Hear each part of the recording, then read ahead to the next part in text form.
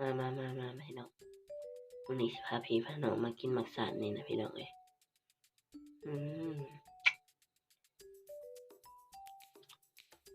ไปเอามาแต่มื้อวานพี่น้องนี่มักสานกินคือสิคักกับเจียวข้าวคั่วพี่น้องงอม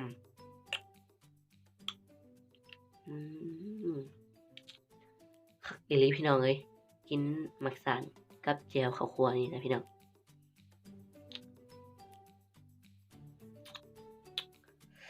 เอามามื้อวาน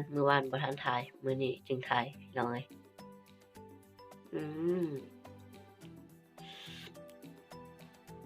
มื้อนี้ก็มากินมักสานให้พี่ให้น้องเบิ่งพี่น้อง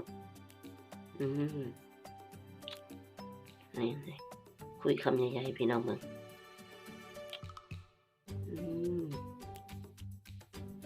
กินหมดหลายพี่น้องนี่คัก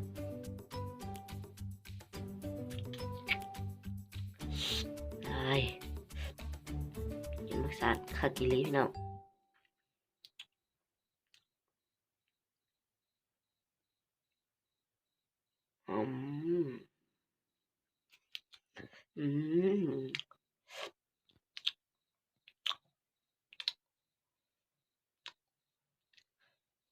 คุยกับเจียวข้าวคั่วค่ะเจียวข้าวคั่วเหนียวโพดพี่น้องจนติดมักสานหลายโพด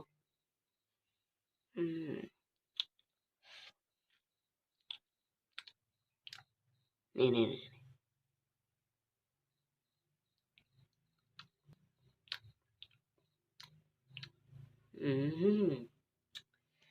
คักอีหลีกินมักสานนี่นะ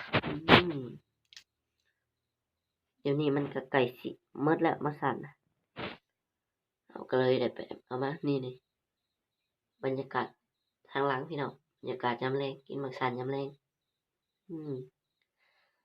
มักสานนี่ต้องคักกินยามแลงอีกเบิ่งบรรยากาศคัก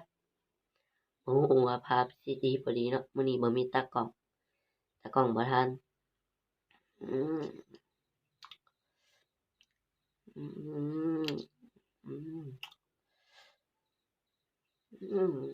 นี่กินให้เบิ่ง